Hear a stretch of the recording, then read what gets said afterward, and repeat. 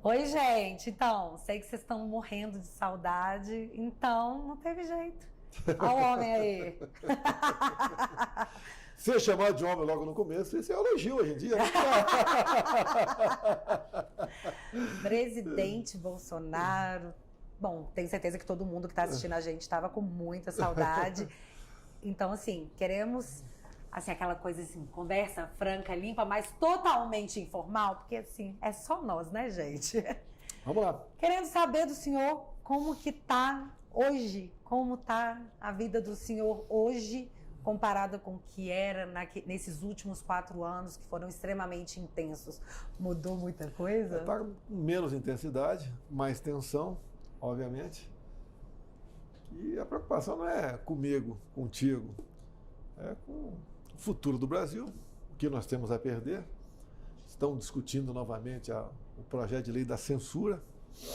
Tá? Tem o pacotão da democracia agora. Ninguém quer agredir ninguém, mas se alguém agredir alguma daquelas poucas autoridades, menos de 20, você pode pegar 40 anos de cadeia. Tá? E o que é muito importante, né? Isso aqui foi a nossa liberdade de 2018. Então, a gente trabalha politicamente, estou empregado aqui no PL, tenho um bom salário aqui, não vou negar isso aí. E temos a preocupação com o futuro dos julgamentos em Brasília.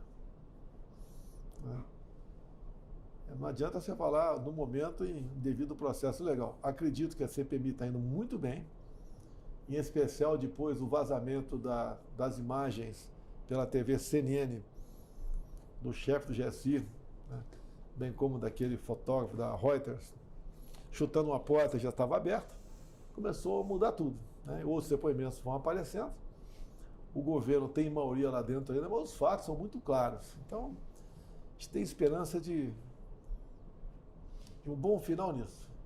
Logicamente, não esquece o sofrimento das 200 e poucas pessoas, são 6 meses presos. Eu tenho 2 auxiliares meus direto presos há 90 dias. Tem 2 que não eram diretos meus, mas estão presos ainda, são da ativa, o Cid, mas o Sargento Reis. E cuja punição, se fossem culpados, pode até ser, não sei, tá? Não seria passível dessa preventiva que estão sofrendo agora. O objetivo é sempre aquela história, uma delação premiada, vai delatar o quê? Tá? E a outra é me atingir. Quando eu decidi voltar para cá, 3 dias antes de chegar, tiraram meus carros blindados. Eu tinha direito a 2 carros como ex-presidente e não dizia se era blindado ou não. Mas tinha lá algumas dezenas de carros blindados, estava tudo acertado, daí a ordem parece que foi diretamente do cara que tem lua de mel até hoje, né? Me tirar o carro blindado. Um ex-presidente tem direito a 8 carros. Eu confesso que quando era deputado eu achava que era exagero. No meu caso em particular, não posso ir na padaria pelo assédio, né? E também a possibilidade de uma outra ação. Porque se está a imprensa, em grande parte, contra mim, o Lula não dorme sem falar comigo durante o dia todo. É sinal que está importunando. Se fosse uma névoa, assim dizer, né, como aquele ministro falou, estariam dando bola para a gente. A gente costuma dizer, eu não posso falar de mim, Bárbara. É difícil você falar de você. Eu sou a mulher mais bacana da minha cidade. Você pode até pensar, falar você não pode. E que eu vejo, quem hoje em dia tem expressão nacional na política? Pouquíssimas ou talvez uma pessoa tenha. Isso é um dos pontos que eu vou falar com o senhor daqui a pouco, que é sobre o uso do nome do senhor para uma promoção, porque o senhor, eu brinco, é um fenômeno, é quase pop, presidente. Até o Pix revelou isso aí, né? Engraçado que a galera agora tá falando que a meta tem que ser dobrada, né? Já que a imprensa ficou tão incomodada, a meta agora é dobrar a meta, né? Eu vi uma jornalista daquela grande televisão debochando, né? Quem vai doar para esse cara? Eu vi. Tá? Imagina a surpresa. Eu não pedi, agradeço, né? Foi iniciativa de muita gente. A previsão hoje em dia é um pouco mais de 3 milhões, contando multas e processos. Deve aumentar, que pintou uma multa extra semana passada de R$105 mil do meu querido Benedito, né? Meu também. O meu São Benedito. Querido ali. Benedito, gostamos de você, Benedito. O advogado está vendo ali o motivo da multa. Aparece, eu tenho certeza, porque uma fotografia do 7 de setembro que não foi retirado. Nossa. Parece, não tenho certeza, mas é algo sobre não retirar, algo... Pesadíssimo, né? Uma coisa muito pesada. 8 meses depois das eleições. Tá tudo bem. Eu queria saber em quanto foi multado o senador com dinheiro na cueca. Depois eu vou fazer esse levantamento só para a gente poder saber uma estatística. E nós levantamos aqui, o pessoal levantou também, as vaquinhas do passado, né? Para pagar a multa do José Dirceu, do mensaleiro, foi quase R$1 milhão para um mensaleiro. E a mídia repercutiu até bem, né? A época. Sempre repercute bem. Eu vejo lá, aqui tem uma TV, está sempre ligada aqui, sem som, de vez em quando eu boto um som, né? Como tinha na presidência. E eu vejo uma verdadeira orgia sobre cargos. A tal partido vai levar esse cargo, vai levar aquele, vai ter uma reforma. E o pessoal da maioria das televisões sorri. Faz parte da regra do jogo, é normal, é o jogo democrático, é o partido demonstrando a sua força. Esse é um ponto muito específico que eu quero tocar, que é o seguinte, presidente. Quando o senhor estava no comando do país, efetivamente, todo mundo falava em orçamento secreto. E uma coisa que parece que não ficou claro para as pessoas é que o senhor não comandava o orçamento secreto. E mesmo assim, de uma forma sem pudor, a mídia queria dizer que o senhor comprava o parlamento através de um orçamento que o senhor não controlava. E hoje, com o controle desse orçamento secreto, que de repente deixou de ser orçamento secreto, foi para a mão do atual governante, né? É dele o orçamento, ele decreta, ele despeja emendas em políticos que ele jura que não são compras de votos. Primeiro, e há uma boa disposição. Hoje eles dizem que é do jogo. O povo entendeu o que é orçamento secreto. O Congresso aproveitou um projeto e fez emenda nele. E numa das emendas criava um superfundo que era administrado pelo relator, onde não tinha qualquer ingerência sobre ele. Bem, chegou na minha mesa, eu vetei. Que tem impressão, não veta, não briga. Eu não quero brigar com o parlamento. Mas não pode deixar bem, vetei. O Congresso não gostou e derrubou o veto. Então, o que eu posso fazer? Tem que cumprir, né? E ali chegava na casa de um pouco mais de 15 bilhões por ano, onde o relator dava para você X, e para outro Y e para outro 0. Ele fazia o que bem entendia e mandava isso aí, e os ministérios tinham que executar, mais nada além disso. Eu não negociava nada. Não tinha ingerência sobre o orçamento. A empresa dá a entender que eu, em cima daquilo, aprovava que eu bem entendi. Não, negativo. Sim. Agora, até hoje, continua secreto, olha, está lá no parlamento. A grande mídia pode, via lei de acesso à informação, tentar buscar os parlamentares com as suas respectivas emendas. Inclusive, parece que o Arthur Lira deu uma declaração recentemente, até falando assim, que agora ele é muito mais secreto do que era antes. Até porque hoje esse valor do orçamento secreto, no final do ano passado, a ministra Rosa Weber determinou que esse valor retornaria pro comando da presidência, e hoje esse valor que antes era administrado pelo relator, hoje é administrado pelo governo. Que a mídia pouca mídia, apelidou de emenda PIX. Passou a ser emenda de relator, mudou de nome, né? E aceitável, né? É do jogo. Teve uma jornalista que falou, é do jogo. Tem parlamentar lá, de acordo com o peso dele, ele pegava 200 milhões. Outros pegavam 2, 10, 15, 30. É isso que é governabilidade, presidente? É governabilidade, de acordo com a importância do parlamentar lá, era decidido. O dinheiro, eu acho que pode ser bem aplicado, mas tem que ter transparência. Não vou falar que tudo estava errado ali. Agora, uma coisa aconteceu de bom com esse orçamento secreto. Diminuiu a pressão por cargos. Mais ou menos, né? Porque agora... Não, comigo o outro é diferente. Eu lembro no passado, né, eu era deputado, tinha uma chamada lista da fidelidade. Né? Fidelidade, tanadadã. Acabava uma votação importante, que o governo esperava chegar algo importante, no interesse dele, ele mandava e daí negociava a liberação, não só a liberação de emendas, que não eram impositivas, e também tinha uma briga por ministérios, por bancos, por diretorias, por estatais. Era comum o líder pegar e recebia: olha, o meu partido aqui eu tive uma fidelidade de 90% e tenho um ministério. outra fidelidade foi por 70. E tem 2. Nós temos que pegar o ministério do lado de lá. Então, essa briga por cargos, que hoje em dia virou casa da mãe Joana, isso é muito ruim para a governabilidade. E pública, né? Porque, olha só, o ministro, ele não pode ser uma pessoa que seja completamente neófito sobre o assunto. Ele tem que ter algum conhecimento do assunto. Tá? E hoje em dia não tem. Eu não quero citar nomes aqui, porque eu tenho que citar quase todos. Você não entende nada. Eu vou citar pelo senhor. Pode ficar tranquilo que eu cito pelo senhor. Mas então, entrando nessa questão de ministérios, que é uma coisa que eu queria frisar, porque para mim existe um abismo na diferença da escolha dos seus ministros para a escolha dos atuais ministros. Você já viu quando um pedreiro vem, acimenta o chão todo, fica lisinho, limpinho, e aí vem um cachorro e vem com as patinhas e atrapalha o negócio todo?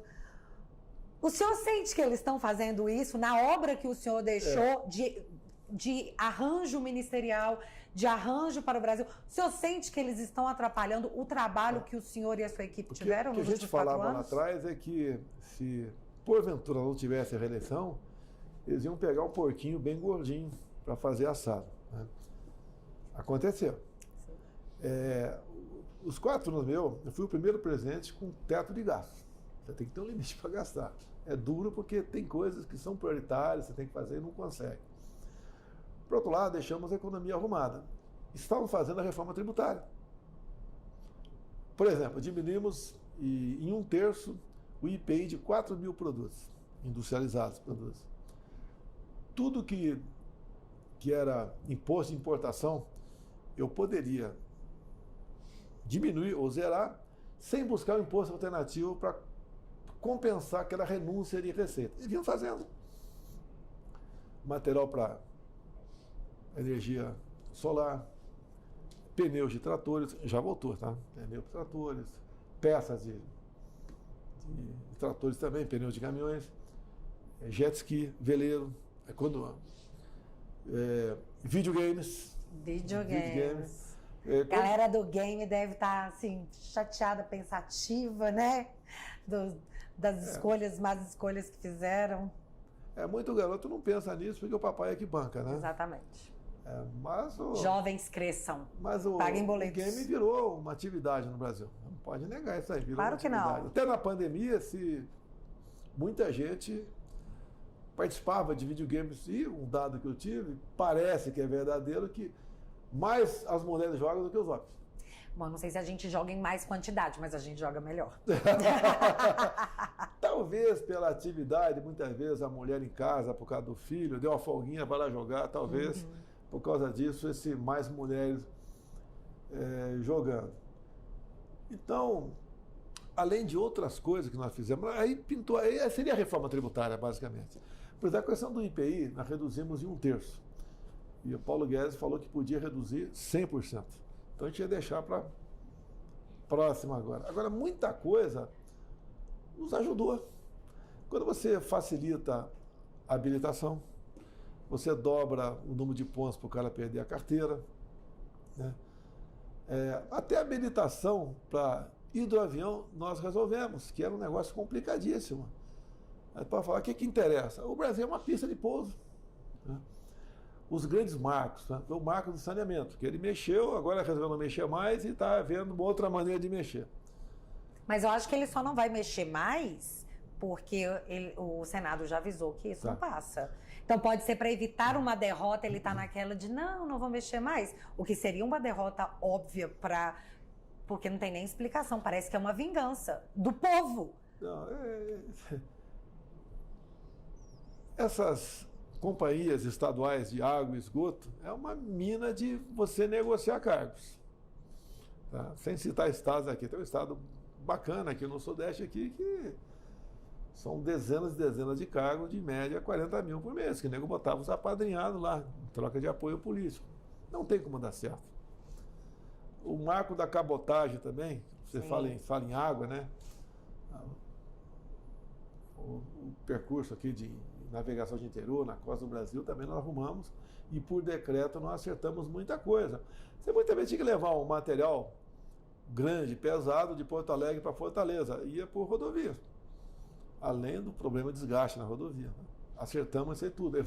Há informações agora que vai rever todas essas questões também. Né?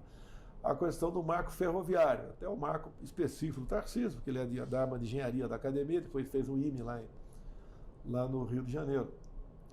E o Ministério do Tarcísio tem contratado para os próximos 10 anos R$1 trilhão.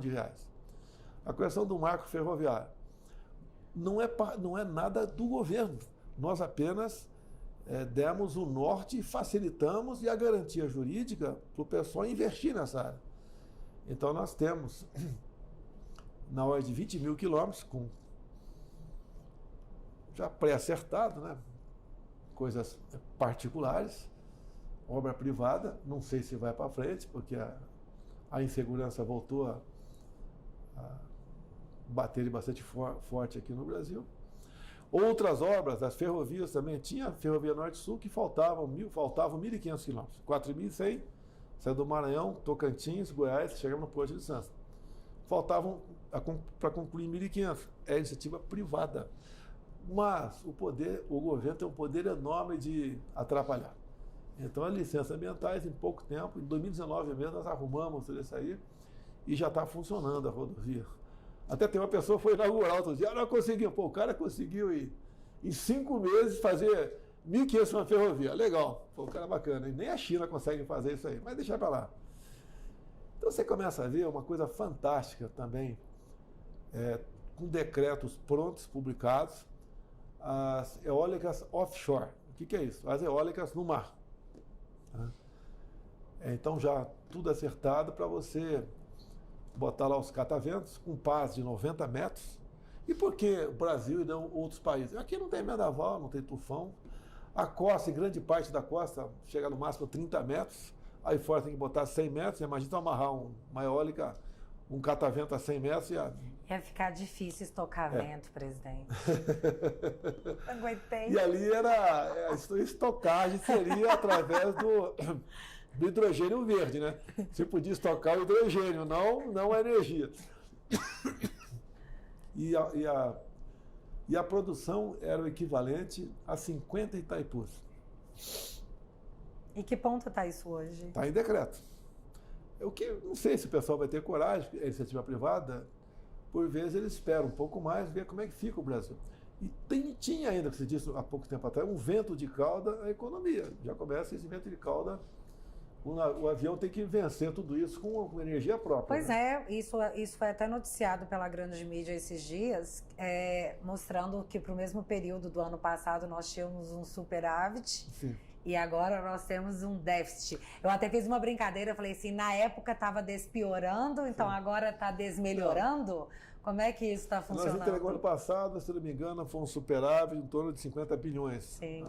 Agora, até o primeiro semestre, está em dívida 50 bilhões. Então está 100 a diferença. Outra coisa, estou vendo o governo se gabar sobre a inflação está caindo. Só que a inflação está caindo, você conta os últimos 12 meses. Sim. Que pega 6 do meu governo, dentro desses 6 tem 3 de deflação. Não, mas, presidente, tem uma coisa muito mais importante ainda que eu não vi se as pessoas estão se atentando, que a inflação ela está sendo controlada de maneira artificial e isso ainda não foi apontado pelos especialistas, como, por exemplo, a questão da Petrobras. Vamos falar aqui de Petrobras, que parece ser uma bomba anunciada. Eu peguei informes aqui, eu tenho contato com algumas pessoas da economia conosco, que acompanham, estão trabalhando aí fora. Realmente tem uma bomba relógio aí na questão do petróleo. E outra coisa, quando você aplica, vende papéis nossos em bolsa aí fora, né, papéis da Petrobras, os caras sabem, tinha uma PPI, tinha isso, tinha aquilo. Quando o pessoal derruba tudo isso e você não paga mais dividendos, a esquerda bate no peito, acabou a dividendo, mas lá fora o pessoal vai judicializar, como os Estados Unidos judicializou a Petrobras no passado, e na dívida altíssima, nós pagamos, mas veio para nós o dinheiro de volta. Foi uma concessão deles lá. E você pode ver, o Temer pegou a Petrobras com uma dívida de 900 bilhões de reais. Uhum. Ele pagou mais ou menos 1/3 disso, o governo dele. O meu governo pagou um pouco mais de 1/3 do montante inicial, mas tem uma dívida ainda grande lá. E a sinalização agora é que a Petrobras vai vai ter que reajustar o preço do combustível. Exatamente, mas esse é o ponto. As últimas análises mostram que a inflação ela veio em deflação, principalmente puxada pela queda do preço da gasolina. Só que, nesse momento, nós saímos do PPI, que era um plano seguro para a estatal, que é nossa. O senhor, mesmo em período eleitoral, mesmo em ano eleitoral, o senhor manteve o PPI para preservar a estatal, acredito eu. E hoje nós temos a Petrobras fora do PPI, com defasagem de preço, com o retorno dos impostos. E hoje Jean Paul Prats anunciou, ontem o Jean Paul Prats anunciou que não estava aguentando mais segurar o preço, que estava seco. Teve uma reunião com o Lula hoje, no dia dessa gravação, e agora ele falou que vai segurar mais um pouquinho. Até quando a Petrobras vai conseguir segurar isso de forma artificial? Entender, arredondando números, no meu governo estava $100 o preço do barril. Estão pressionando o preço aqui dentro, lá para cima. Caiu para 70, agora voltou para 80. Mas está baixo ainda. Tá? E eu consegui, junto com o parlamento, não foi com a caneta BIC, nós conseguimos zerar os impostos federais de todos os combustíveis. Álcool, diesel, gasolina e gás de cozinha. E eles voltaram agora. E botamos um teto do ICMS. Tinha estado que cobrava 35% de ICMS e mais 2% de fundo de combate à pobreza. Então tinha um estado aqui que cobrava R$ 2,32 de ICMS o litro da gasolina. E tinha coisa que não era era tributado. Mas tudo bem, então botamos o ponto final nisso. Também botamos um teto no ICMS da energia elétrica, que baixou bastante lá fora. E o governo pegou esse vento de cauda nosso, e cada vez não, que não foi de uma hora para outra, tudo que você diminuiu de impostos, IPI, etc., a gente estava mês a mês arrecadando mais. Sim. Até a tal da curva de Laffer, né? Sim, que ninguém tinha ouvido falar até o senhor colocar em prática para ver que funciona. Eu sempre gostei de estudar, né? Eu tinha conhecimento um pouquinho, conversei com o Paulo Guedes na época, até falei pela curva de Laffer, olha no retrovisor, estava lá atrás, você tem que trazer ela no retrovisor, de preferência botar na frente, que você desestimula a sonegação. Sim. O imposto é muito alto, você vai sonegar. Tá? O que vai ter com essa reforma tributária, porque o que está pintando de aumentar de carga tributária não está no gibi. Bem, então olha só, os combustíveis estavam teto ICMS 17%, zeramos o imposto federal. E como caiu o preço do petróleo, ele tinha margem para diminuir, botar a gasolina hoje em dia 3,50 o litro. Sim, mas o que ele fez? Ele reonerou. Sim. Ele voltou a cobrar impostos federais dos combustíveis. E tem uma historinha meio complicada, depois você explica no hora de folga, né? Porque ele passou a cobrar menos do álcool para atender aqui os usineiros. Tá? Porque o preço do álcool acompanha ali, a gasolina está aqui, o álcool está aqui mais ou menos 30% abaixo. Então o preço subiu, não tem que pagar mais imposto, alguém ficou com essa diferença, mas deixa para lá. Bem, então está nesse pé. E agora, com essa pressão do preço do combustível, se ele vai ter que reajustar, ou então vai voltar o endividamento da Petrobras, que o povo lá na frente um dia vai ter que pagar a conta, como pagou no governo Temer e uma parte do meu governo também. E dizer que o preço alto da gasolina, eu entreguei a gasolina abaixo de R$5. Sim. Chegou a bater 8? Sim. Mas foi a pressão da pandemia e da guerra lá fora. Esse é o ponto. O senhor pegou uma pandemia, uma guerra que tinha acabado de estourar, e mesmo assim o senhor não cedeu uma pressão populista, que seria a saída do PPI, que para a estatal que já foi quebrada, era uma segurança. Hoje, a sensação, para quem assiste de fora e consegue acompanhar a novela, parece uma reprise do que aconteceu lá atrás e está sendo feito novamente. A questão não é se vai acontecer, a questão é quando, que foi o que o Jean Paul Prats, indicado pelo Lula, que não deveria, devido à lei das estatais, que eles derrubaram para nomear os amigos. E agora ele está dizendo, ontem ele disse, não sei por quanto tempo a gente consegue segurar, está secando. Ele falou ontem. Hoje, após uma reunião, ele disse, não, o Lula pediu para segurar mais um pouco. Até quando eles vão conseguir segurar isso de uma maneira artificial? E mais, até quando a Petrobras aguenta? Até temos um probleminha aí, né? Porque eu falo temos porque eu estou dentro do Brasil, todo mundo está dentro do Brasil. É o novo cara do IBGE, é conhecido como torturador de números, ele bota para baixo. O cara criticou o Pix. Sim. O Pix nasceu no nosso governo. A nota do Banco Central é bem clara, né? Que foi desde 2019, 2020, que tudo foi feito. Né? Isso a ideia existia lá atrás? Existia lá atrás, não vou negar isso aí. Assim como desde quando o homem ele queria ir para a Lua. Então, não foi o primeiro homem que quis ir para a Lua que foi o americano, a glória é dele lá. E nós, no Banco Central, Roberto Campos, a equipe do Banco Central, estão de parabéns, criaram o Pix. Eu sempre falei, sem taxação, sem uma CPMF digital, que agora já parece que está tudo para voltar, com pessoas jurídicas, depois com pessoas físicas. Você pode ver. Eu recebi de doação 800 mil pessoas doaram para mim. O cara pode taxar em cima de um percentual de cada doação ou o montante, o número de doações ou em cima do montante. Olha quanto dessas 800 mil doações para mim iriam para o governo. Agora, os bancos perderam um pouco comigo. Eu atrapalhei a vida de muita gente. Tá? Até estatais. Eu peguei com praticamente sem lucro, né? Um pequeno lucro, pequeno prejuízo que dava, entreguei com lucro 170 bilhões. Para onde ia essa grana toda? Você pegar no feijão com arroz. Entreguei os Correios com 5 bilhões em caixa, com avião comprado. Tá? Muitas estatais, se você pegar os próprios Correios, né?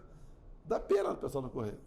O mais humilde ali, que é o carteiro, está no contra-cheque dele para acabar em 2030, R$500 por mês de extra de fundo de pensão para compensar o rombo do fundo de pensão deles, que é o Postales. Por que o rombo? Você fala, como é que um cara ganha dinheiro no fundo de pensão? Então o pessoal que lá atrás, né, do PT, né, botou lá, eles aplicam no mercado, fazem compras, fazem negócios para que aquele fundo ele cresça e possa pagar uma aposentadoria boa para os seus servidores. Eles compravam papéis, por exemplo, de empresa da Venezuela. Quebrada, compravam. Nossa. E depois de um aviãozinho lá, uma bandeirinha atrás, né? Buscar alguma coisa, não sei o quê. Ótimo o senhor ter mencionado Venezuela, porque uma coisa que o senhor fez no seu governo também foi mostrar como que os governos anteriores ao do senhor usavam o dinheiro do BNDES. E aí o que nós vimos foi que a gente emprestava dinheiro para muitas ditaduras, inclusive, e a gente recebia em charuto, na verdade não recebia. Foi até prometido charuto e não chegamos sequer a receber. Se eu não visse, eu não acreditava. Eu vi o contrário. Parecia um meme. Eu não acreditava, a garantia seriam charutos. Parecia um meme. Só que agora o discurso é o seguinte, não, nós vamos fazer de novo. O que eu vejo? Olha só, eu costumo trazer para uma família o problema. Imagina nós somos casados. Eu faço um empréstimo e você é fiadora. Então a gente vai viver com nossos filhos aqui, é uma maravilha, né? 1, 2, 3 anos. Só que depois eu te abandono, vai embora. Daí você fica com a dívida. Daí nossos filhos ficam falando, poxa, com o papai a gente vivia bem, mamãe aqui, uma madraça essa mãe aqui. E depois que você paga a conta, e daí você volta para esse marido caloteiro. E começa a história tudo de novo. Esse é o Brasil. Então, é uma relação de amor com caloteiros. Sim. É até um jeito bonitinho de falar. Eu falaria que é amor a ditaduras, porque nós temos várias, né? Inclusive, nós financiamos muitas coisas que aqui nós não temos. E não recebemos nossos charutos. Olha, eu lembro de um livro de psicologia, de 75, mais ou menos, que eu era cadete em Resende, e li. E tinha aula de psicologia lá. E tinha um capítulo que dizia mais ou menos o seguinte: oh, meu Deus, por que esse bem que eu tanto amo me afasta? O bem que me destrói me aproxima. Tinha um capítulo que falava sobre isso. O homem, não sei, parece que ele tem vontade de se aproximar do perigo. É o que o Brasil faz. Você mostra para os caras de esquerda, né? Eu não culpo o eleitor do PT, eu não dou pancada nele. Eu converso com ele. Tá? Quando aparece um cara, não vem aqui, não sei porquê, não vem aqui, mas a gente conversa. Para mostrar que tem um ditado que sempre é atual. Né? Nada está tão ruim que não possa piorar. Você vê uma pessoa humilde, aí, vivendo com muita dificuldade, recebe o Bolsa Família, ele acha que nunca pode piorar. Pode, se a economia não rodar, não vai ter quem vá trabalhar para gerar imposto, para pagar aquela Bolsa Família para essa pessoa. Eu consegui triplicar o valor médio do Bolsa Família com responsabilidade fiscal. Para fazer isso, você tinha que parcelar o tal dos precatórios, aquelas dívidas que a União tem que pagar. Uhum. E quando nós precisamos disso, porque teve uma inflação bem maior do que o normal nos alimentos por ocasião da pandemia. Nós fomos no parlamento e acredite, os deputados do PT da Câmara todos votaram contra o parcelamento dos precatórios.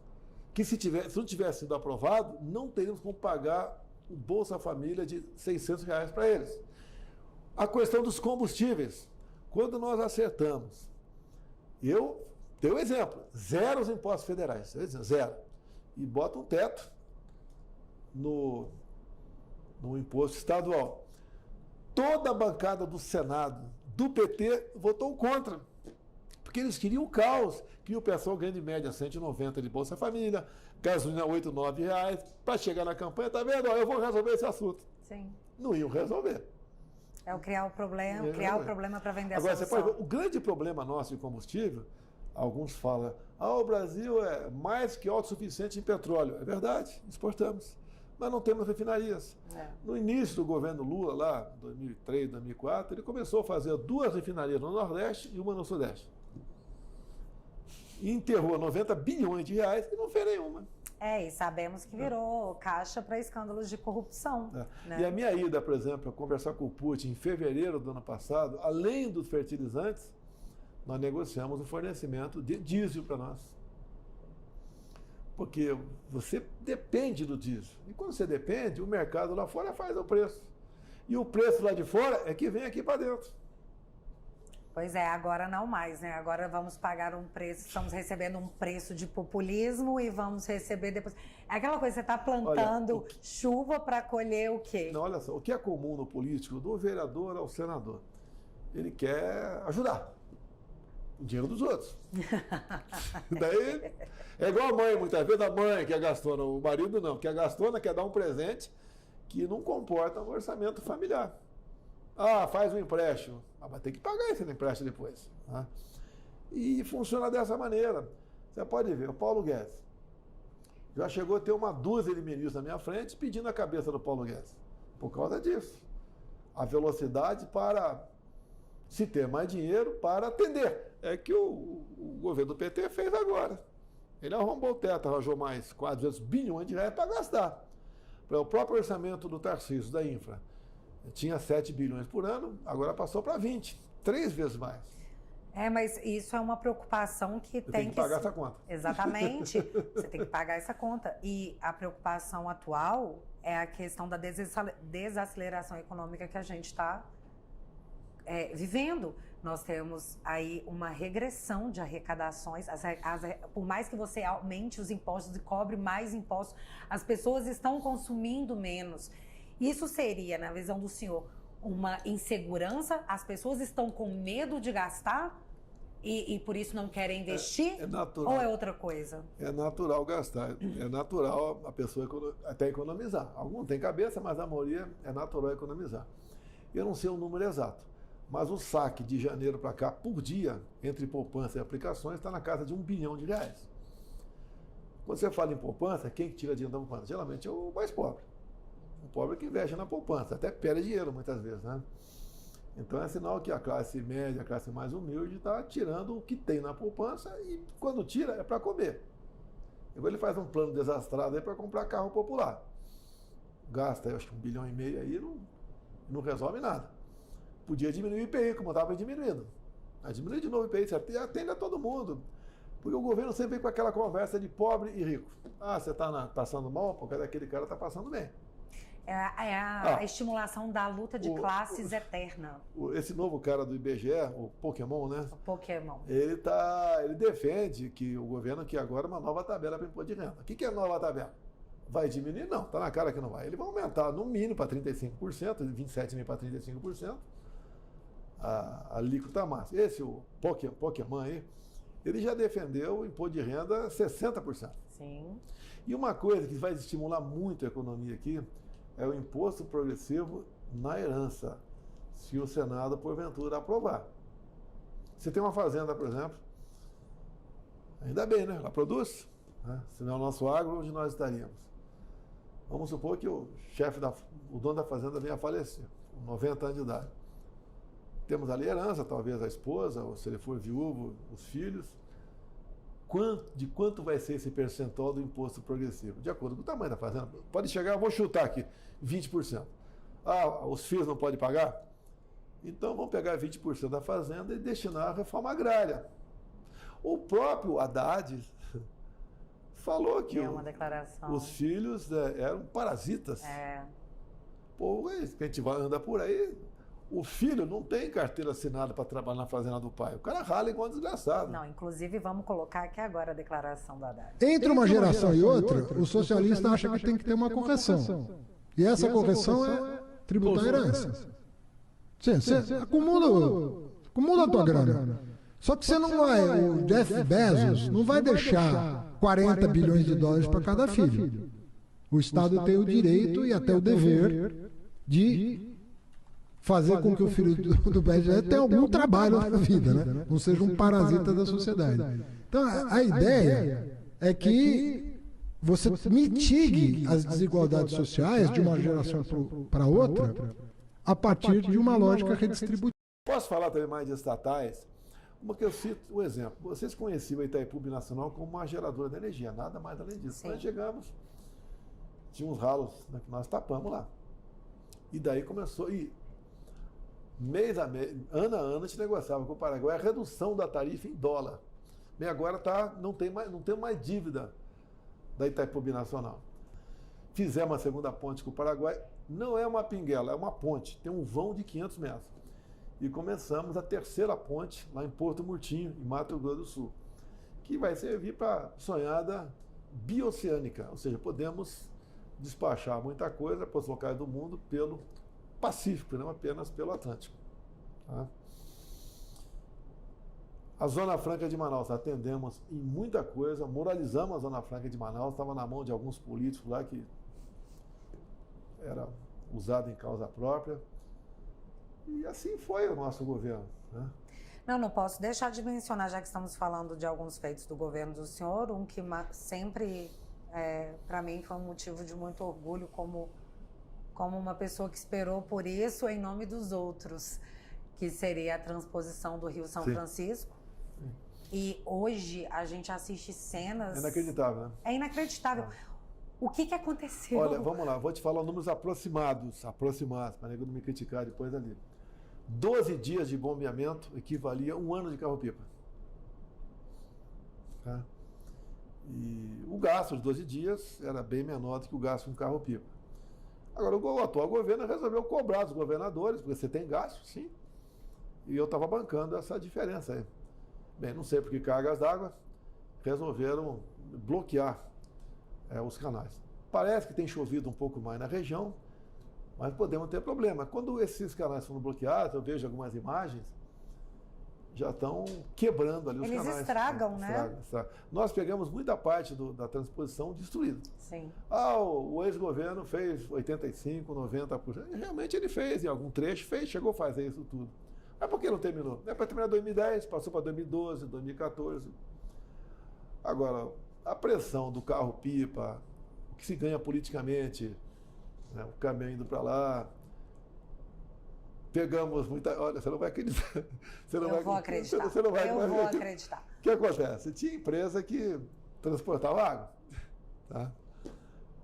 E você sabia que transportava água pelo sinal do GPS. Então tinha empresa que pegava, botava o GPS em moto, mandava o cara fazer um passeio de moto, bem grande, longe, e voltava, como a água tivesse sido entregue. Até isso acontecia. Não foi fácil combater isso daí também, tá? Meu Deus. Então nós mudamos muita coisa. Você não vê o governo acusado de corrupção. Mas isso é um ponto muito importante, porque o fato de você mudar esquemas que sempre foram muito lucrativos para determinadas pessoas, incomoda mesmo. Quem é que quer ter seus planinhos estragados? O Paulo Guedes falava, tocar fogo em ninho de rato. Tocamos fogo em muito ninho de rato. Cada vez que você tocava fogo, vinha um problema para cima de mim. O pessoal fazia a matéria, acusava. Como nos acusa até hoje. Recebeu 1000 relatórios da BIM sobre a saúde, sobre a Covid. Peraí, 1000 relatórios? Eu não lembro de nenhum. Tá? E outra, relatório é do Ministério da Saúde ou é da BIM? Não, lembro da época maravilhosa dos 100 provas. Tudo era 100 provas. Tá. E era assim, tudo era Bolsonaro 100 provas. E aí, quando de fato uma coisa acontecia, era governo tal, não linkavam. Então, assim, eu preciso falar disso. Eu preciso pandemia falar... é bom você não falar muito, cara. Não quero falar de pandemia aqui, é que a gente não quer desagradar ninguém da mídia, não. Eu briguei pela autonomia do médico. Sim. A doença ninguém conhecia, então deixa o médico resolver. Até falava com o Mandetta, né? Vai para casa, quando sentir falta de ar, vai para o hospital. Eu falei, cara, por que não vai para o hospital quando sentir falta de ar? E vai para o hospital fazer o quê? Qual remédio que ele vai tomar? É tubo? Por isso que os respiradores foi lá para cima. E teve muita diferença de preço. Inclusive, é muito interessante a gente pensar, quando a gente fala da pandemia, que nós tivemos aí superfaturamentos, nós tivemos um atual ministro de Estado dizendo que fez uma compra errada, onde o Estado, onde o consórcio, a população foi lesada em 50 milhões, e a desculpa de um ministro de Estado hoje eu assinei porque estava em inglês. Quando isso se tornou uma justificativa aceitável? O ministro é o lá da Bahia, né? Da Bahia ou de Maranhão? Acho que era Bahia, o Rui Costa, Bahia, né? E o operador é o tal de Carlos Gabas. Para não ter dúvida. Nossa, tivemos a época inclusive, de Carlos Gabas. 10% disso foi para a prefeitura do município de São Paulo. Prefeitura que, no dia anterior ao 8 de janeiro, o cara saiu daqui às 4 da tarde para ver uma catástrofe lá. Coração grande, né? Isso nós vamos concluir falando de comissões, porque o que eu quero falar agora é de fake news. Eu dei de cara com uma fake news hoje maravilhosa, que eu tinha que trazer, vou até colocar aqui na tela para vocês, que foi a Marina, a ministra Marina, ela deu uma declaração falando que nos últimos 6 anos a criminalidade aumentou. Eu fico chocada com isso, porque não existe uma agência de fact-checking para dizer para a ministra que, olha, foi o contrário, nós tivemos uma queda nos índices de criminalidade. E aí eu pergunto para o senhor, essa fake news da Marina é uma cortina de fumaça para não falar da quantidade de desmatamento da Amazônia que está ocorrendo e que ela deveria prestar conta à população brasileira? Já que na época do senhor era, oh meu Deus, chamem o Hulk, o Leonardo DiCaprio e menina Greta? Números aproximados. 2018, 60 mil mortes por arma de fogo. No meu governo, 42 mil o ano passado. E lógico, se diminuiu 1/3 praticamente, aí morreu menos mulher, menos homem. E os caras jogam, não aprenderam com o chefe deles, né? Jogam números. Igual estamos com 160 milhões de casas, é isso? 180 milhões de casas. Então, mais que dobrando o número de residências no Brasil. Como temos 120 milhões de pessoas passando fome. Esses números os caras ficam jogando para cima. Não, mas o atual presidente, ele não mente, ele erra, ele comete gafe. Gafe. Um equívoco da parte dele. E ele conta sempre com a boa vontade da mídia, que eu não sei, presidente, se o interesse da mídia maior era em eleger o atual ou se era tirar o senhor. O que o senhor acha? A lógica não interessava para a mídia, né? Tem que esse pessoal de esquerda está cavando a própria sepultura. Quando nós assumimos, com o teto de gás, você tem que cortar. Cortar da onde? Propaganda oficial do governo. E não falava para a imprensa, se o Brasil for bem, a iniciativa privada vai mais do que compensar que estão perdendo comigo. Os caras estavam o tempo todo massacrando, mentindo de forma... E estamos hoje em dia. Quando assumiu agora o governo, ele, num projeto, ele deu uma mexida, as estatais podem investir bastante, bem mais também, né? Por enquanto, a mídia está em lua de mel com o cara. Mas não deveria, porque ele prometeu a redução, tem vídeos, temos imagens, da redução do imposto de renda para 5 mil, prometeu, não vai cumprir, e o Bolsa Família, que ele falou que ia dar R$600 mais R$150 por filho. Hoje, principalmente na região do Nordeste, que foi uma região onde ele foi muito bem votada, porque o populismo lá sempre foi uma coisa muito exacerbada, nós temos hoje a própria população mostrando que não, que esses valores estão vindo pela metade. Esse estelionato eleitoral não é denunciado. O nosso Auxílio Brasil, Bolsa Família, né? Quando você conseguiu um emprego, você não perdia, ainda ganhava mais R$200. Uhum. Tá? O atual governo voltou, que era o que ele fazia antes, e quem individualmente ganhava deixou de ganhar, em grande parte, e também perde o Auxílio o Bolsa Família quem consegue um emprego. Então chegou na casa de 1.400.000 já perderam esse benefício. Eu vejo um videozinho aqui no telefone, aqui, o pessoal revoltado. Agora, esse dinheiro ajuda a movimentar a economia local. Assim como o Auxílio Brasil lá atrás, né? A gente chegava a gastar 50 bilhões por mês naquela política do fica em casa, a economia a gente vê depois. Apanhei muito por causa disso, porque eu falei, a economia se parar, a pessoa vai morrer de fome. Vamos ter saca no supermercado e vai ter uma confusão no Brasil sem tamanho. Então esse dinheiro movimenta a economia local. Tem muito município, no especial dos estados mais pobres, né, que são do Nordeste, devia ser os melhores estados. Porque a esquerda administra há 20 anos aquele negócio lá. Tinha que ser os melhores estados do Brasil. Uhum. A esquerda está lá 20 anos mandando. Tá? Então, tem município que tem mais gente ganhando auxílio, Bolsa Família, do que carteira assinada. Sim. Lógico que a tendência, o ideal é você começar a mudar isso daí. Tá? E nós estamos fazendo o possível. Quando se fala em pequena reforma trabalhista do Temer, que o governo quer rever, ninguém tirou direito do trabalhador. Eles falam que tiram direitos, são mentirosos. Não tirou direitos, até porque os direitos estão garantidos no artigo 7º da Constituição. Nem por proposta de emenda à Constituição você mexe nisso, porque está numa cláusula pétrea. Mas é a política da mentira, é de chegar ao poder, não interessa como. Então, por exemplo, qual é a intenção nossa, comparando com a esquerda? Não tinha sede pelo poder. Quantas vezes eu falei, o presidente está na praia tomando caldo de cana, né, comendo um pastel, que realmente haja paciência. Mas eu entendia como uma missão, nosso criador, isso daí. Agora o pessoal está aí para o poder. E falar que ele é a solução. E quando está dando errado, a culpa é do governo anterior. Pois é. E assim, é estranho quando você tem essa sede por poder, e atualmente por vingança, que você decide o que é melhor para a pessoa além dela mesma. Uma coisa que o senhor nunca falou que nunca faria, seria a questão da regulamentação, tanto da mídia quanto dos profissionais autônomos. Inclusive, nós tivemos aí vários profissionais se mostrando nisso. E hoje, vou dar um exemplo dos Ubers, eles falam assim, nós não queremos que você faça isso, não faça.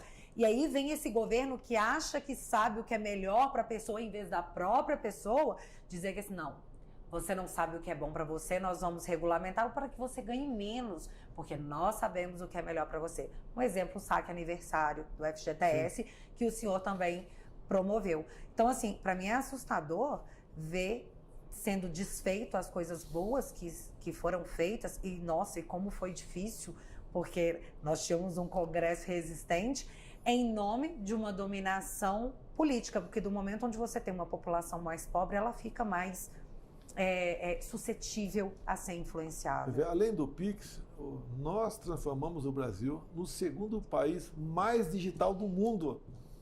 Muita coisa você pega no teu telefone. Carteira de habilitação, um montão de coisa.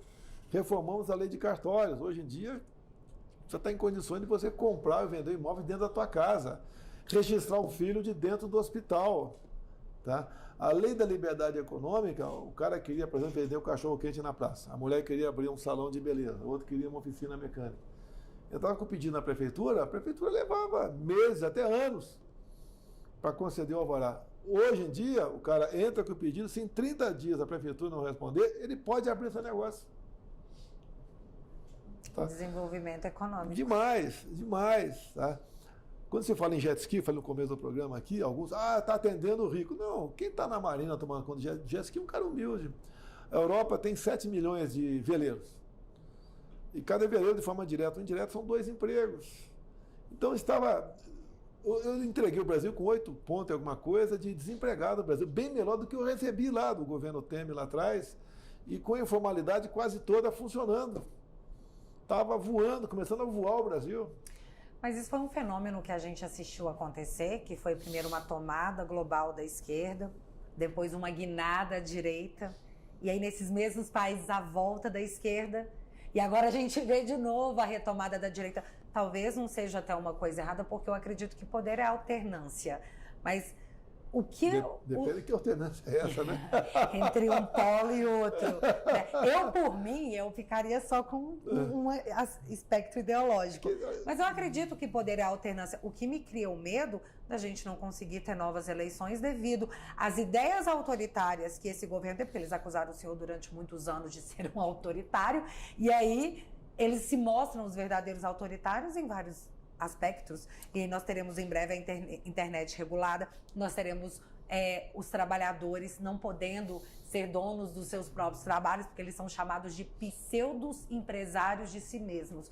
Isso foi um escritor progressista que escreveu esses dias, acho um desrespeito. E o que o senhor acredita que causou esse fenômeno do pessoal ter ido para a esquerda após experimentar um governo mais conservador e agora está voltando? É tipo, corre que deu errado? No Paraguai não voltou. Não voltou. Mas na Argentina vai voltar. Inclusive falaram que tem um Bolsonaro na Argentina. Não. Inclusive eu tive numa cidade de São Paulo, um mês retrasado, e tinha um argentino lá que há 20 anos está no Brasil. Dele, acho que é Milei o nome dele, esse argentino lá. Daí ele falou que vai voltar para a Argentina, vai votar, até porque esse Milei é meio maluco, igual eu era. A Argentina lá, o sistema eleitoral é diferente do nosso, tá? E o Paraguai é um exemplo para o mundo, o sistema eleitoral lá, a cabine de votação, etc., as máquinas. Tá? Mas dá para mudar muita coisa ainda, dá para ter esperança. Né? Nos Estados Unidos, o que o senhor está achando que vai acontecer ano que vem? O Trump volta, no meu entender. Houve muita acusação de fraude, aquele voto pelos Correios. Muitos condados, e alguns estados estão acertando isso aí, outros estão deixando como está. Agora acontece uma coisa, nesses 3 meses dos Estados Unidos, a mesma coisa quase que você vê o Brasil com 5 regiões. Onde há o maior fluxo? De que região para que regiões? Nordeste para Sudeste, Sul, Centro-Oeste. Tá? Há 20 anos governado pela esquerda, pelo PT. O pessoal sai de lá. Os estados americanos, os democratas, que são parecidos com o PT, né, fogem para os estados republicanos. Essa é uma grande realidade. Agora, se você perguntar para qualquer um dos Estados Unidos que quer voltar para o Brasil, ele quer voltar até, mas não com esse governo que está aí. Na verdade, as pessoas estão saindo do Brasil e dolarizando o dinheiro. Eu vi que foi uma das maiores compras de dólar dos últimos anos, sim. Que foi a retirada. As pessoas estão com tanto medo da economia no Brasil. Eu mesmo botei uma parte, mais ou menos 140 mil dólares lá fora do Brasil e depois a conta minha foi encerrada, depois da busca e apreensão na minha casa. A mídia contou isso para todo mundo. Inclusive, a mídia tem acesso a cada coisa do senhor, né? Por exemplo, COAF, o vazamento das pessoas que doaram. A minha vida toda, a minha família toda vazando dados do COAF. Mais uma vez agora, né? A questão da busca e apreensão na minha casa. O MP foi o contrário. Foram para buscar meu cartão de vacina. Todo mundo sabe que não tomei vacina. É muito estranho a gente pensar nisso. Foi para pegar o telefone. É claro que foi para pegar o telefone. Mas é estranho a gente pensar nisso, que hoje em dia a gente assistiu ministros da Suprema Corte dizerem em alto e bom tom: eu vi a corridinha, eu vi a mala de dinheiro. E mudou. Tem muita prova. E hoje em dia não. Hoje em dia a gente vai atrás de cartão de vacina. Parece piada. Parece que muita gente mudou. Você está prometendo perguntar a palavra-chave. Vaza Jato. Tá? Mudou. Muita gente resolveu mudar de lado ali com medo, tá? Mas deixa pra lá. É isso daí. O presidente não pode contar a fofoca pela metade, não. Deixa para um outro momento a gente falar sobre Vaza Jato aí. Ou falar sobre um inquérito que ocasionou a minha inelegibilidade, um inquérito aberto em novembro de 2018. E até hoje ele não foi concluído. Depois que eu divulguei para os embaixadores, ele foi chancelado como confidencial e você não sabe, então, o que está dentro daquele inquérito. Eu sei, mas não posso falar porque passou a ser crime. Mas... Até eu divulgar, não era crime porque não tinha classificação sigilosa. Depois passou a tê-la. Mas esse é o novo normal. Inclusive, os inquéritos que eu estou, quando eu consigo acesso a alguma coisa, tá lá embaixo. Você não pode falar sobre isso, porque... Então, assim, e aí você acaba se tornando... O próprio inquérito acaba sendo uma pena, porque a mídia pega você sempre e refere é investigado, inquérito tal, como se isso fosse um crime hediondo. O engraçado é que os verdadeiros criminosos, eles chamam de suspeitos, como, por exemplo, no que aconteceu agora em São Paulo, né? Todos os anjinhos são tratados como suspeitos. Mas o pessoal do dia 8 de janeiro são os bandidos, os terroristas. Tem 200 e poucos presos na Papuda aqui, ou na Colmeia, né? Homens e mulheres. É inacreditável. Pessoas idosas. Um autista foi colocado em liberdade há poucas semanas. Muito triste. Temos pessoas com 80 anos de idade com tornozeleira eletrônica. E não tem um formal de culpa. Ou seja, você, o João, tu fez isso. É genérico. Foi encontrado com os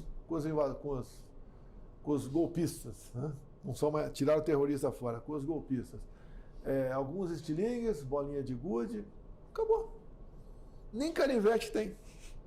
Um golpe num domingo, teve na Rússia uma tentativa de golpe da turma do Wagner lá, como teve agora também num país da África. Você vê Pois é, tem uma diferença, né?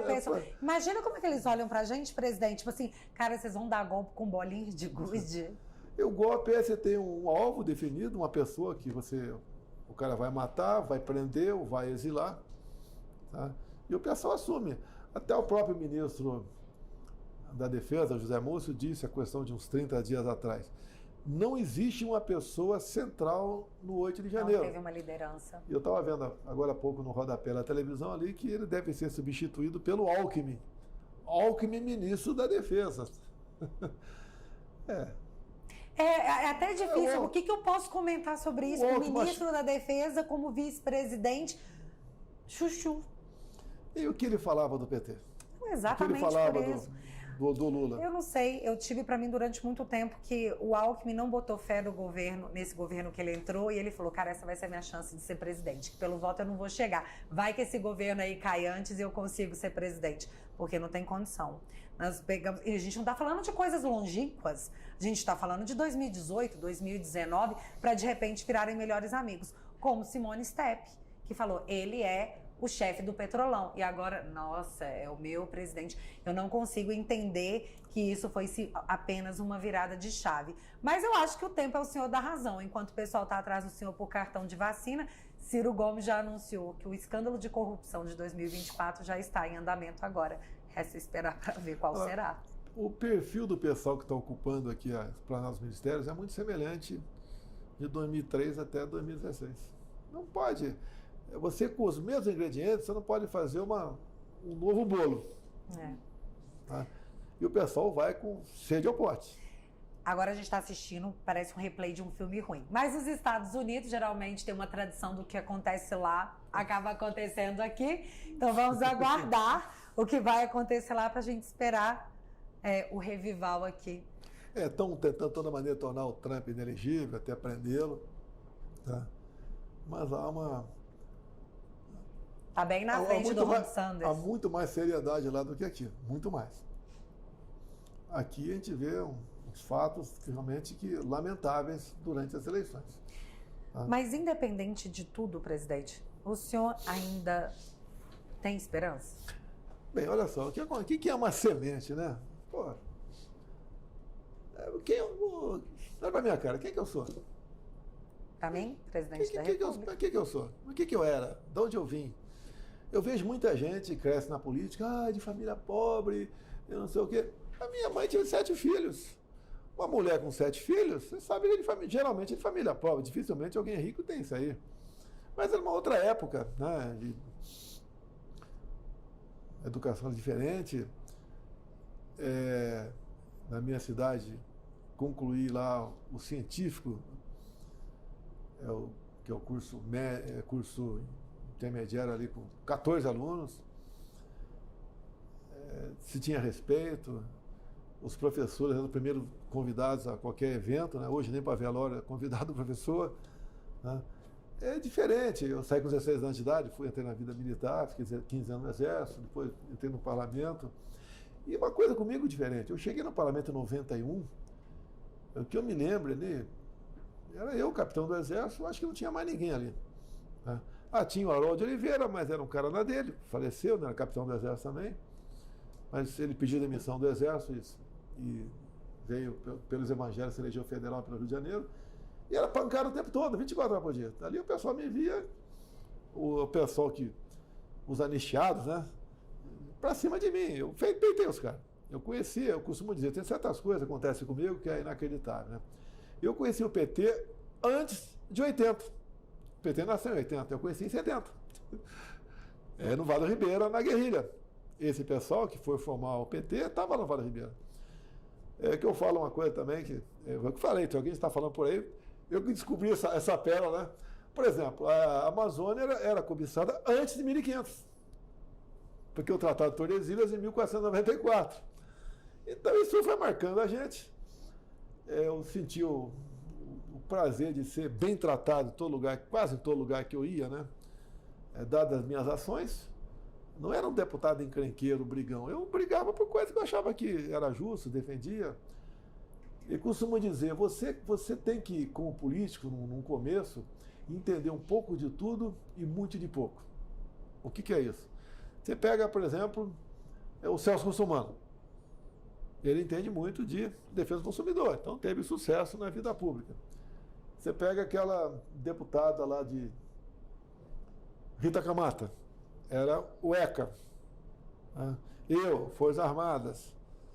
Então isso dá uma base para você renovar o seu mandato. E eu vinha renovando a cada 4 anos com uma votação melhor no final. E nos deu projeção. E eu peguei uma época, o Brasil, diferente. Tinha havido escândalo de corrupção, tanta coisa errada. E em 2010 eu descobri uma cartilha para criança que nenhuma mãe ou pai quer para os seus filhos, né? Até botei um nome lá que deu muita polêmica, depois de processo por causa disso. Mas foi despertando a atenção do pessoal. Fiz uma campanha em cima da passagem bíblica, João 8,32, veio uma facada, as coisas aconteceram sozinho. Eu perguntei, quem sou eu? Eu acredito, você tem que acreditar, confiar, correr atrás, mudar as cabeças das pessoas, recuar muitas vezes. Recuar é difícil, né? Muitas vezes o cara fala, você teve chance de fazer isso e não fez. Isso era uma pergunta que eu ia fazer. Você tem que se colocar no lugar das pessoas. Sim. Certas coisas, você não pode descarregar sozinha um caminhão de tijolo em meia hora. Tem que ter muita gente contigo. Eu nunca pensei em fazer uma besteira fora da tais 4 linhas que aí tanto critica. Você quer encher o saco e falar de 4 linhas. Mas mesmo dentro das 4 linhas, eu tinha dificuldade de fazer o governo funcionar. O pessoal tem medo. Eu vou... E se esse cara não for reeleito, ou lá na frente, quando acabar o mandato dele, como é que eu fico? Os caras têm medo. Até hoje, né? Até hoje, mais ainda. Isso é um outro ponto, porque assim, eu demorei um pouco a minha ficha cair realmente do que tinha acontecido após o ano passado, no final do ano passado. Para mim, um evento trágico. Mas aí depois, quando a gente foi pensando, fui tentando recolher os caquinhos, e eu pensei assim, não, nós temos um congresso com um número muito grande de conservadores. E até aquele ponto que eu comecei a entrevista mencionando para o senhor que muitas pessoas usam o seu nome para poder se eleger e acabam migrando de acordo com a conveniência. Mas nós temos, sim, uma maioria conservadora no Congresso hoje, e mesmo assim a gente ainda está passando perrengue. Você pega um petista, eu não te conheço. Você quer que teu filho aprenda isso na escola? Fala, não. Essa casinha é tua, você quer dividir com alguém? Ele vai falar que é dele. Você gostaria de ter uma arma dentro da tua casa para ser feliz? Ele vai falar que sim. O cara é nosso. Sim, ele só não sabe ainda. Ele não sabe, é nosso. Você acredita que o meu cunhado, vou mandar um beijo para você, cunhado, ele não é petista, ele é lulista. Quase que ele votou no seu ano passado. Quase. Mesmo assim, ele conseguiu no último minuto, pela imagem afetiva que ele tinha. Mas quando eu falo para ele, olha, mas você curte isso aqui? Curto. Você gosta disso aqui? Não. Isso aqui? Sim. Você é conservador. Você só ainda não se tocou. E teve uma coisa que ele mencionou pra mim que eu acho que vale a pena a reflexão, que ele falou, eu tenho uma memória afetiva, porque foi lá atrás, na época do Lula, que eu comprei o apartamento no Minha Casa Minha Vida. Aí eu falo com ele assim, pois é, você comprou um apartamento de 2 quartos, no Minha Casa Minha Vida, hoje é você casado, mora num apartamento melhor, tem 2 filhos e um carro, no governo Bolsonaro. Então você tem que votar nele. E ele ficou, mas até um lulista chegou, que não é ignorante, porque ele não é uma pessoa ignorante, viu, cunhado? Você não é uma pessoa ignorante. Eu lembro chegou a pensar, ok, faz sentido. Então nós estamos caminhando sim para uma transformação mental da sociedade, que é o que assusta muito quem trabalha com a ideologia de esquerda. Eu lembro de um ascensorista, já faleceu, o nome dele é Edson, lá no Palácio do Caxias, no Rio de Janeiro, ele é do Maranhão. E quando eu comecei a fazer a campanha de vereador, e depois a primeira de deputado, 2 anos depois, ele me acompanhava. Eu chamava de cabra da peste, não sei o quê, aquela amizade, brincadeira. E uma vez ele tocou na casa de uma senhora para pedir voto para mim. A mulher gritou, se for para deputado estadual, vou votar no Jorge Leite, não entra em casa não. Eu entrei, era para federal, ela falou que ia votar em mim e acredito que votou. Por que ela votava sempre no Jorge Leite? Porque ele uma vez entrou na casa dela e tomou um café com ela. Então isso vai marcar a vida toda, essa gratidão que você falou aí. É a memória afetiva. Acontece. Mas aí que entra a transformação da mentalidade das pessoas, que é o que está acontecendo. Hoje em dia, você tem uma transformação dos jovens. Eu tenho um filho de 6 anos, que eu sei, e eu já falei isso outras vezes, meu filho de 6 anos vai chegar no ensino médio, e se alguém tentar doutriná-lo, ele vai identificar que estão tentando doutriná-lo. Então essa geração que está vindo agora, dos filhos dessa geração de agora, chegarão lá na frente sabendo da doutrinação que eles vão experimentar. E para mim, o pânico que entra na esquerda, porque eles doutrinaram as escolas. E é o maior receio deles, perder os jovens. Nós estamos numa garotada que está no Gamers. A esquerda já está com um pé lá dentro. Sim. Até durante a campanha, né? Tá o Gamers. Tá? E muita moleque votou no cara. Sim. Foi exatamente em cima desse. O meu caso, eu zerei praticamente o imposto de tudo sobre games. E ele voltou com os impostos. Voltou com os impostos agora. Agora, muitos desse garoto não sentem porque é o pai ou a mãe que compra o jogo para ele. Aí vem do pai e da mãe, não é falar, é apertar o moleque. Você quer viver dessa maneira? Porque olha só, como ele está fazendo aí, o custo de vida vai aumentar com reforma tributária, combustível. A questão nós temos quase 1 milhão de CACs no Brasil, colecionador, atirador. Tá? Ele está agora dizendo que vai fechar a maioria dos clubes de tiro.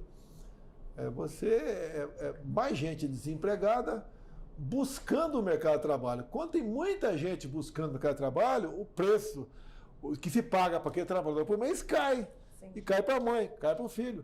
E os filhos mais ricos, quantas vezes eu cheguei para gente muito bem de vida, né, que eu conversava com todo mundo, paga alguém para o teu filho, fica 2, 3 dias em Pacaraima, Roraima, para ver os venezuelanos chegando, em média 600 por dia, pesando 10, 15 quilos a menos do que estaria pesando se tivesse uma vida normal na Venezuela, para mostrar, olha, ele está fugindo do país mais rico do mundo em petróleo. Como é que pode? Olha o mundo árabe, olha o pessoal da OPEP, como é que vive? Por que está vivendo dessa maneira? Tá? E eu recebi os refugiados, não só em Pacaraima, como em Boa Vista. O atual presidente recebeu o ditador com tapete vermelho aqui. Tapa na cara dessas pessoas. Pelo amor de Deus, você quer isso para você? Será que a gente está precisando mesmo de passar por algo muito ruim, tipo, eu tive que perder para dar valor? Mas o problema é que esse possível retorno pode durar décadas.